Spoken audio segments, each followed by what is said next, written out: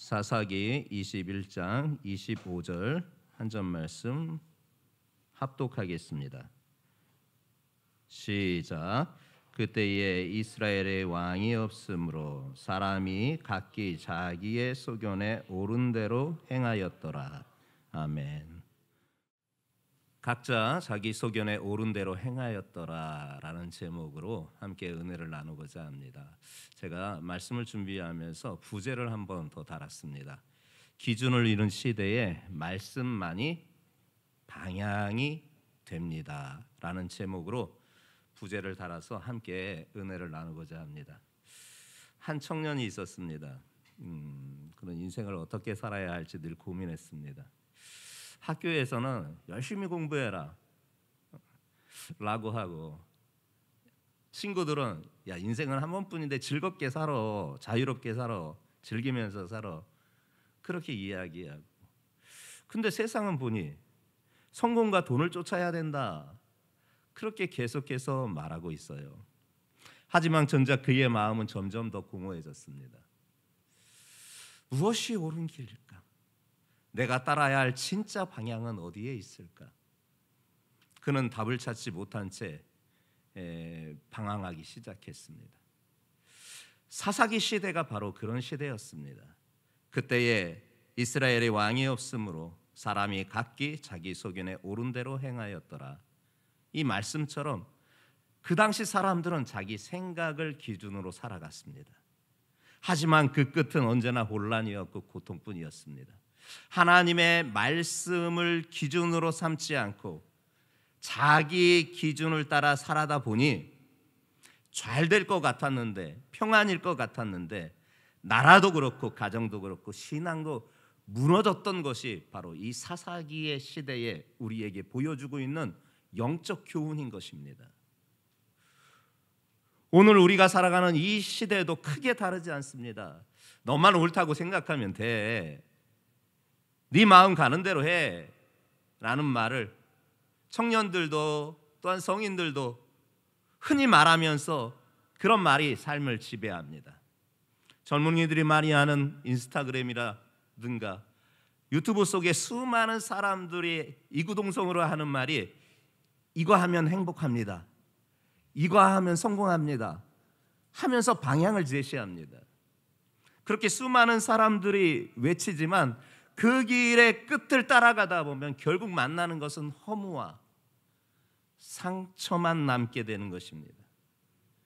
기준을 잃은 시대에 살아가고 있는 우리는 마치 나침반 없이 저 광야를 걷는 여행자와 같습니다. 그렇다면 우리가 어디서 길을 찾아야 할까? 어디에 발을 딛고 살아야 흔들리지 않을 수 있을까?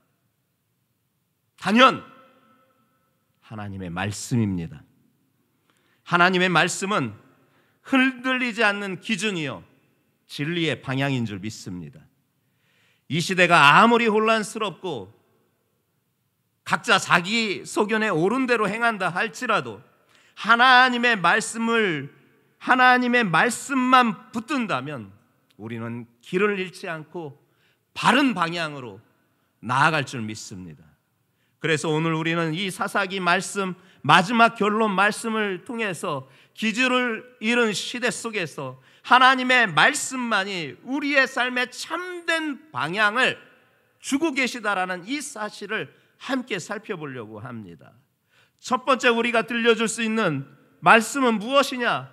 기준을 잃은 시대의 사람들 모습, 그것을 우리가 확인하게 됩니다. 본문 말씀을 다시 한번 합독해 보겠습니다. 시작.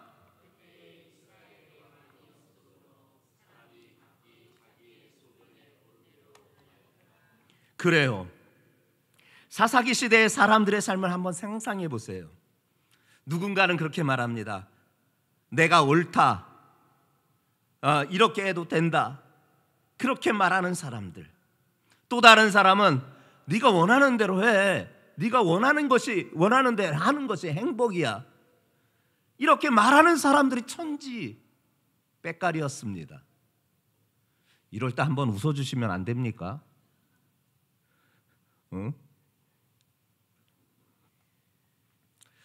그런데 그렇게 각자 소견에 따라서 살다 보니 공동체는 점점 무너져 갔습니다. 정의는 사라지고 죄가 일상이 되었습니다. 결국 사람들 사이에 깊은 상처와 갈등만이 남게 됩니다. 사사기의 사건들 몇 가지를 여러분들이 한번 떠올려 보시기 바랍니다. 사사기 17장에 보면 미가라는 사람이 등장합니다. 이 미가라는 사람이요, 자기 집에다 신상을 세워놔요. 신상을 세워놓고 하나님의 제사장을 사적으로 고용을 합니다. 그리고 하나님을 예배해야 할 제사장이 그 사람의 고용으로 돈을 준다고 하고 자리를 준다고 하니까 우상 숭배에 동참하게 돼요. 이하 사사기 18장에 보게 되면 또 단지파, 여러분 단지파가 어느 순간 성경에서 사라진 거 아십니까? 그 명칭이 사라집니다. 이유가 있습니다. 단지파가요, 하나님께서 주신 땅이, 그들에게 배정된 땅이 있었는데요, 그 땅이 마음에 들지 않았어요. 마음에 차지 않았어요. 그래서 하나님께서 여호수아를 통하여 그 지파에게 준 땅을 버리고 자기 욕심에 따라서 다른 땅을 차지하고자 이동을 했습니다. 그래서 성경에서 단지파가 언젠가부터 흔적이 사라지게 됩니다. 그런데 그렇게 다른 땅에 찾아서 자기 욕심을 따라서 다른 땅을 차지하여 이동하는 과정 중에 이 미가의 집에 들려서 미가가 세운 그 신상, 우상을 빼앗아가 버립니다. 왜냐? 여호와 하나님을 섬기지 않고 그 우상을 섬기겠다라는 의지가 그 안에 담겨져 있었던 겁니다. 여러분, 신앙과 기준이 무너졌을 때 사람들은 신성한 것마저도 자기의 유익을 위해 사용되는 것입니다. 신앙과 기준이 무너졌을 때 사람들은 신성한 것마저도 자기의 유익을 위해서 사용되는 겁니다. 더 충격적인 사건이 기브아 사건 아닙니까? 사사기 19장부터 21장까지 쭉 펼쳐져 있는 내용 아주 간략하게 여러분들에게 소개하면, 한 레위인이 살았습니다. 근데 그 레위인이 첩을 하나 두었습니다. 그런데 이 첩이 자기 이렇게 친정에 가게 됩니다. 그 친정에서 묵고 있는 그 첩을 이 레위인이 다시 데려오고자 그곳에 방문하여 장인의 요청으로 몇 날 며칠을 그곳에서 거주하다가 있다가 이젠 때가 되어 이제는 집으로 돌아가기로 하였습니다. 근데 기브아라는 곳에 이르렀을 때 그들이 묵을 집이 없었습니다. 그런데 한 노인이 지나가다가 그 노인이 나그네인 그들을 보면서 안타깝게 여기 우리 집으로 돌아오라고 합니다.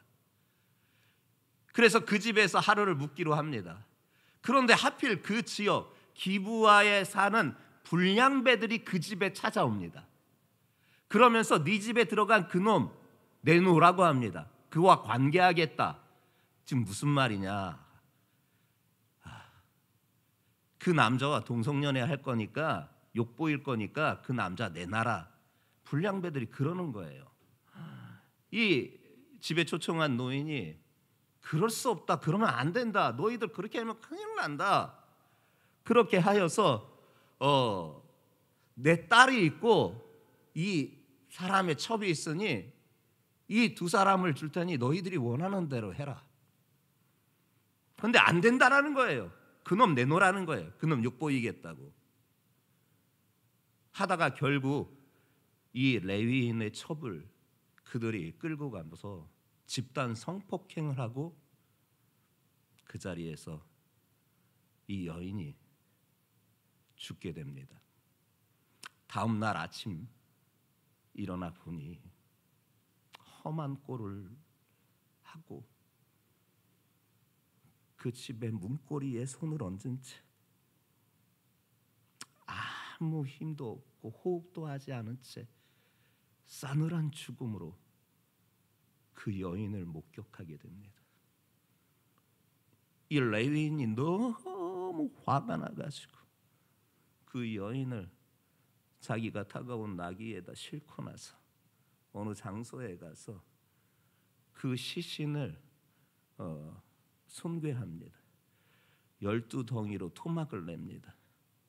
그리고 각 지파 이스라엘 사방에 한 덩이씩 보냅니다. 그것을 받아든 각 지파의 사람들이 깜짝 놀랍니다. 도대체 이런 일이 어떻게 생겨날 수가 있을까 하고 그 원인을 찾아봤더니 이런 일이 있었던 겁니다. 그 결과 어떻게 됐느냐? 이스라엘 지파 간에 내전이 일어나게 됩니다. 내전이 일어나게 됩니다. 여러분, 이 스토리가 왜 이루어졌는가? 그 원인은 도대체 어디에 있었는가? 바로 자기의 소견대로 옳은 대로 살았기 때문에 이런 결과가 나온 것입니다. 하나님의 말씀을 기준으로 하지 않고 자기 판단과 욕심대로 행할 때 사회 전체가 붕괴되는 모습이 이 사건을 통해서 우리에게 보여주고 있는 것입니다. 이 말씀은 결코 옛날 이야기가 아닙니다. 오늘 우리가 살아가는 이 시대를 돌아보면 너무나 닮아 있습니다. 너무나 닮아 있습니다. 예를 들어 한 대학생이 있습니다. 그는 열심히 공부해서 좋은 직장을 얻는 것이 인생의 성공이라고 믿었습니다. 그래서 열심히 공부했고 마침내 자기가 원하는 회사에 취업을 하게 되었습니다. 그런데 거기서 일을 하는데요, 마음에 기쁨이 없어요. 힘만 들고 무언가 채워지지 않는 공허함이 계속해서 그를 짓누르는 거예요. 순간 그때마다 그가 생각하는 것이 이게 진짜 내가 원하는 삶일까? 이 청년은 계속해서 물으면서 그 삶에 만족하지 못하고 괴로워합니다. 왜이겠습니까? 그는 하나님의 말씀이 기준이 아닌 세상의 기준을 따랐기 때문에 만족함이 없었던 것입니다. 또 한 청년이 있습니다. 그 청년은 친구들과 즐겁게 살아야 되겠다 하는 마음에 친구들과 술자리와 유흥을 자주 즐겼습니다. 순간 재미와 웃음도 있었습니다. 근데 시간이 지날수록 마음이 지쳐갔습니다. 이게 정말 옳은 길일까? 이게 정말 옳은 길일까? 라는 불안감에 사로잡히게 되었습니다. 그 역시 자기 소견을 따라 살았기 때문에 그 길의 끝에서는 자유가 아니라 더 깊은 죄의 속박에 놓여있게 된 것입니다. 성도들이요, 사사기 시대처럼 오늘 우리도 기준을 잃어버린다면 결국 똑같은 길을 걸을 수밖에 없습니다. 각자 옳다고 생각하는 대로 살아가겠지만 그 길의 결과는 평안이 아니고 혼란이고 자유가 아니라 속박이 찾아오게 될 것입니다. 이것이 바로 기준을 잃은 시대의 모습 아니겠습니까? 우리 성도들은 이렇게 기준을 잃은 시대의 사람들의 조류에 휩쓰여서 흘러가는 사람들이 아니라 하나님의 말씀이 내 삶의 기준이 되어서 그 말씀대로 순종해 살아가는, 그래서 참된 길을 나아가는 우리 성도들 되시기를 예수님의 이름으로 축복합니다. 인간의 소견이 가져오는 한계와 위험이 있습니다. 사람은 누구나 자기 생각이 옳다고 그렇게 주장합니다. 그리고 그렇게 말하고 싶어 합니다. 내가 느끼는 것이 맞으니까, 내가 보기에 이것이 옳으니까 그렇게 자기의 기준을 통해서 어떤 결정을 내리곤 합니다. 하지만 문제는 인간의 눈에는 지금은 좋아 보이지만 그 끝은 반드시 좋을 것이라는 기대는 하나 결코 그렇게 되지 않을 때가 훨씬 더 많다라는 거예요. 성경은 분명하게 우리에게 말씀하십니다. 잠언 14장 12절 말씀하고 있습니다. 어떤 길은 사람이 보기에 바르나 필경은 사망의 길이다. 잠시 자기가 결정한 대로, 자기가 옳다고 판단한 대로 그렇게 결정을 내려서 그 길을 걸어가는 것이 잠시 눈에는 좋아 보이나 그 끝에 반드시 좋은 결과가 맺어질 거라는 기대감은 있으나 그 기대감은 여지없이 무너지는 것이 바로 이 말씀입니다. 어떤 길은 사람이 보기에 바르나 필경은 사망의 길인 것이에요. 사사기의 이스라엘 백성들이 바로 그랬습니다. 그들은 하나님의 말씀보다 자기의 판단을 앞세웠습니다. 앞전에 말씀드렸던 그 내전에 전쟁할 때에도 그 전쟁을 할 것인가 말 것인가 하나님 앞에 묻지 않았습니다. 문제를 해결할 때도 이것이 하나님의 뜻인가 아닌가 그것을 구하지 않았습니다. 그러니 결국 갈등을 만들었고 민족 간의 내전으로 번지게 됐고 죄를 죄로 여기지 않은 채 더 깊고 깊은 수렁과 타락으로 그들이 빠져가게 된 것입니다. 이것이 자기 소령에 옳아 보였지만 그 끝은 파멸의 결과였던 것이에요. 이 모습이 오늘 우리의 삶에도 그렇게 나타나요. 돈만 있으면 행복할 거다 생각하는 사람이 엄청 많아요. 돈만 있으면 행복해. 돈만 있으면 돼. 내가 돈이 부족하면 좋은 배우자, 돈 많은 배우자 만나서 덕보면 돼. 돈만 있으면 행복할 거야. 그렇게 생각하는 무리들이 참 많아요. 그러다 보니까 젊은 청년들부터 아니 요즘엔 중학교 이렇게 고등학교 아이들 핸드폰, 스마트폰이 수업 중에도 주어지면서 애들이 글쎄요 무슨 도박 사이트 같은 거에서 그 안에서 도박을 하고 있는 거예요. 그래서 나 요번에 얼마 땄다, 얼마 벌었다. 그것을 공공연하게 자기네들끼리 공유하면서 너는 그런 거 안 하냐? 바보네. 그런 걸 스스럼없이 말해요. 아이들도 그런데 청년이며 어른들이면 어떻겠습니까? 온통 이 세상이 투자가 아닌 투기의 세상으로 되어버리지 않았습니까?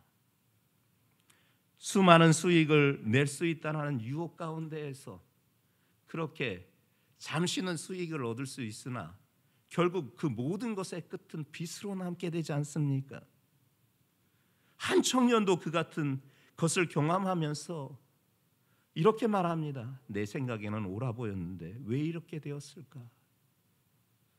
내 생각엔 이게 맞는 일인데 왜 이렇게 되었을까? 그렇게 말하는 사람도 있습니다. 또 다른 이는 사랑이면 뭐든 괜찮아. 사랑하면 뭐든 괜찮아. 사랑이면 괜찮아. 그렇게 생각하는 이들도 있어요. 그런데 하나님의 말씀을 기준하지 않고 이루어진 관계는 사랑만 가지고는 안 됩니다. 여러분 모두가 경험했던 일이고 아는 이야기이나 사람은 감정에 치우쳐서 누군가의 사랑을 갈급하며 그 사랑받으면 그거면 괜찮다고 하나 그러다가 망한 인생이 얼마나 많습니까? 하나님의 말씀을 기준해야 되는 겁니다. 그런 삶이 시간이 지날수록 상처와 후회만 남습니다. 자기 기준이 전부라고 여겼지만 그것이 결국 그를 무너뜨린 것입니다. 우리가 경험하는 많은 이 같은 실패와 아픔의 뿌리를 깊이 들여다보면 사실은 하나님의 말씀보다 자기 소견을 앞세운 결과일 때가 많습니다. 눈에 보이는 이익을 따라서 순간의 감정을 따라서 세상에 말하는 성공을 따라갔지만 결국 그 끝은 허무와 상처뿐입니다. 하나님의 말씀은 그래서 분명히 말씀합니다. 잠언 3장 5절 중반절에 네 명철 의지하지 마라. 네 명철 의지하지 마라. 오직 너는 마음을 다하여 여호와 하나님만을 신뢰해라. 진정 이 말씀을 여러분들 삶에 고백하고 실행하고 계십니까? 대부분은 내 명철을 의지하면서 살아갑니다.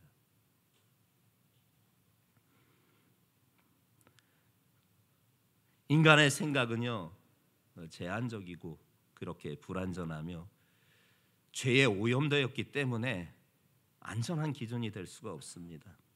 자기의 소견은 우리를 잠시 기쁘게 할 수는 있어도, 자기의 소견은 잠시 우리를 기쁘게 할 수 있어도 결국 우리의 삶을 무너뜨릴 수 있는 것입니다. 이것이 바로 인간의 기준이 가지는 한계, 위험성인 것입니다. 그러나 여러분, 하나님의 말씀만이 참된 기준이에요. 하나님의 말씀만이 길이요 진리요 생명인 줄 믿습니다. 그 하나님의 말씀이 누구시냐? 예수셔요. 그 하나님의 말씀이 예수이시고 그 예수가 바로 길이요 진리요 생명이십니다. 어느 사람이 등산을 하는데 늘 올랐던 등산하던 산이라 그날은 나침반을 챙기지 않고 등산을 하게 됐습니다.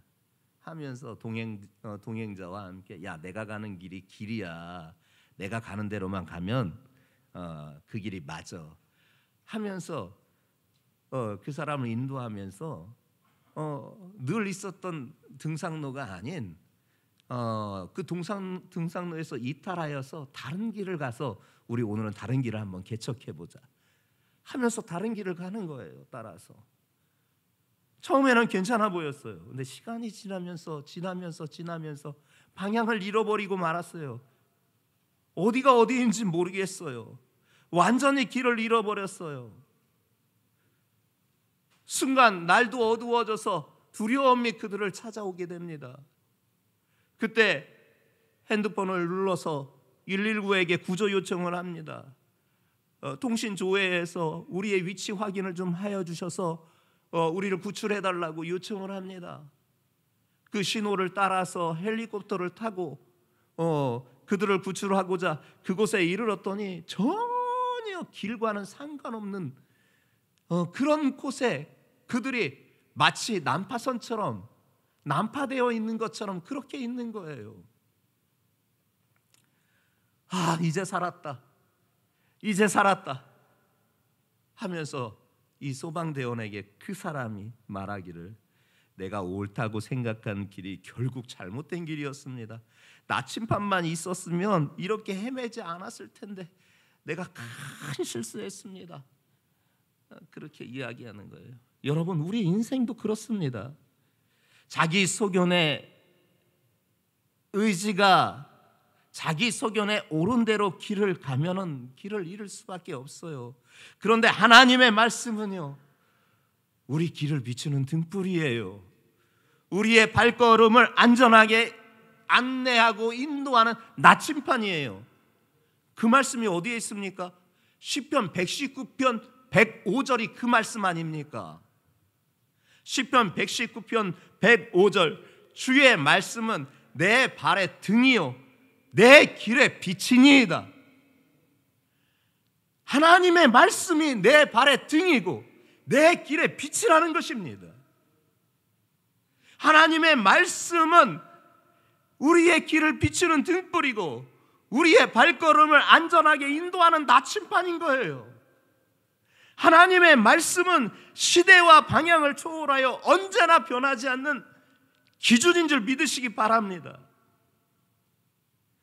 여호수아가 가나안 정복의 그 막중한 사명 앞에 너무 두려웠어요.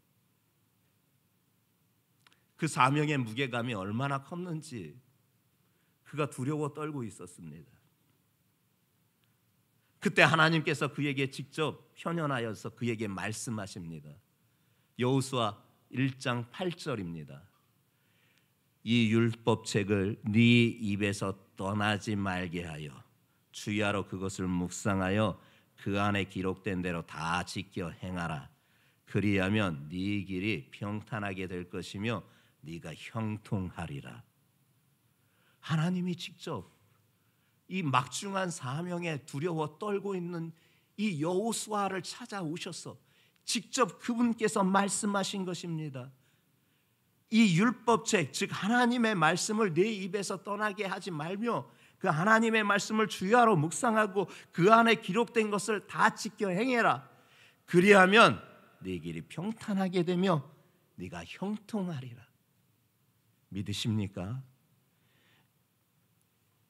그 막중한 사명에 떨고 있는 이 여호수아가 그제서야 하나님의 말씀을 붙들고 그 말씀대로 살아갈 때 정복전쟁은 승리로 이끌었습니다.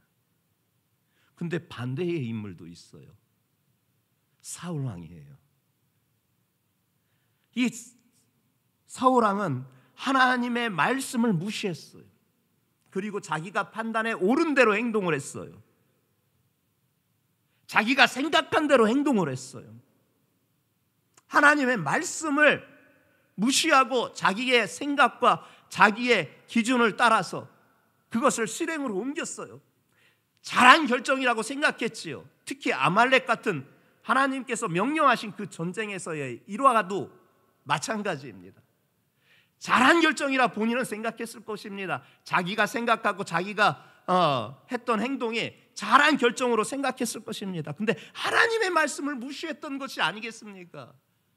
그 결과가 왕위에서 쫓겨났습니다. 내가 너를 왕으로 세운 것을 후회하노라. 성경의 수많은 인물 가운데에서 하나님께서 후회하신 인물이 바로 이 딱 한 사람 사울입니다. 내가 너를 왕으로 세운 것을 후회한다.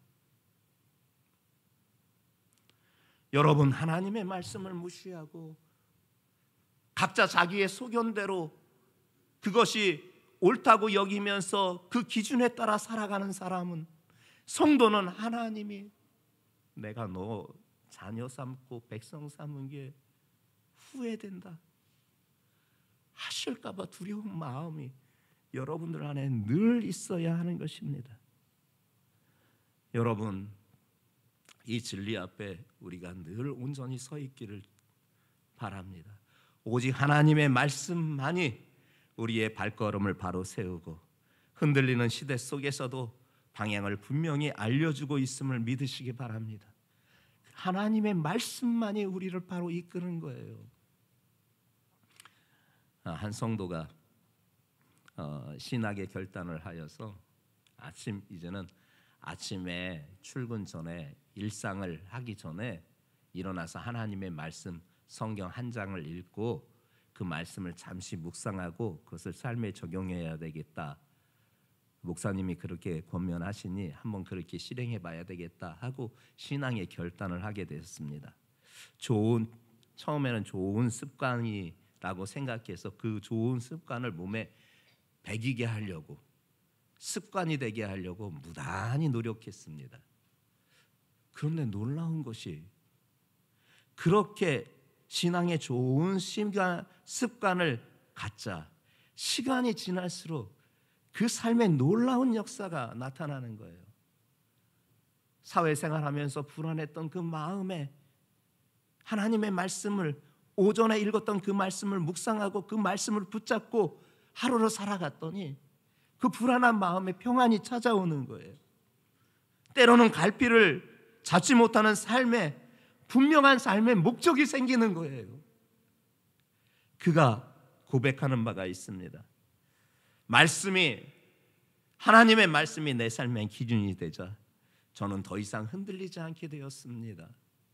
사랑하는 성도들이여, 기준을 잃은 시대 속에서 우리에게 필요한 것은 새로운 이론도 아니고 멋진 철학도 아닙니다. 변함없는 하나님의 말씀입니다. 이 하나님의 말씀만이 우리의 삶을 안전하게 인도하고 참된 생명으로 나아가는 유일한 기준인 줄 믿습니다. 그 하나님의 말씀을 붙잡고 흔들리는 세상 속에서 흔들리는 내 삶 가운데서 다시 굳건하게 서는 우리 성도들 모두가 되시기를 예수님의 이름으로 축복합니다.